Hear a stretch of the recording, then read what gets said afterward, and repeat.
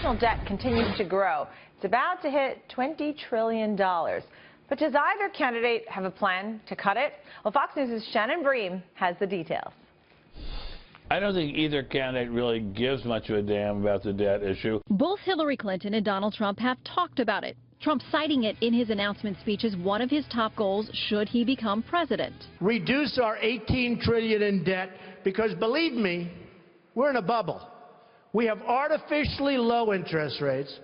Be careful of a bubble, because what you've seen in the past might be small potatoes compared to what happens. So be very, very careful. And for Clinton, it was part of her final argument in the last debate about why she's the right one to tackle the now nearly $20 trillion beast. I pay for everything I'm proposing. I do not add a penny to the national debt.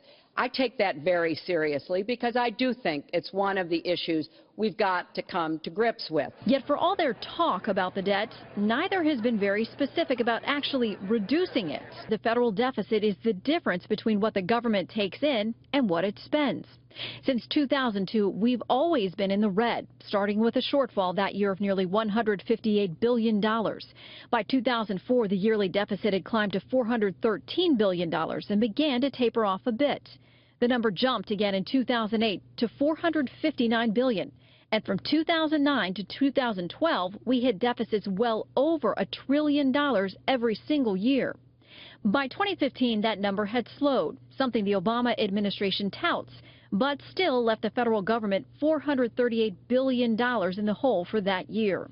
Those repeated deficits have combined to push our overall national debt to more than $19.8 trillion. That equates to a burden on every taxpayer of nearly $167,000. It's grown a whopping 240% since 2001 and shows no signs of slowing down.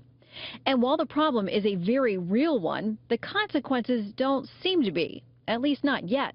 Little bits of it become due each year, and they're refinanced. And they're refinanced with imaginary money created by the Federal Reserve. It's not real money, but we accept it as if it were real money. We're all sort of living in a gigantic Disneyland of fake money. So it's hard to get presidential candidates to outline concrete plans that would almost certainly involve curtailing federal spending when almost no one is feeling the effects of the debt.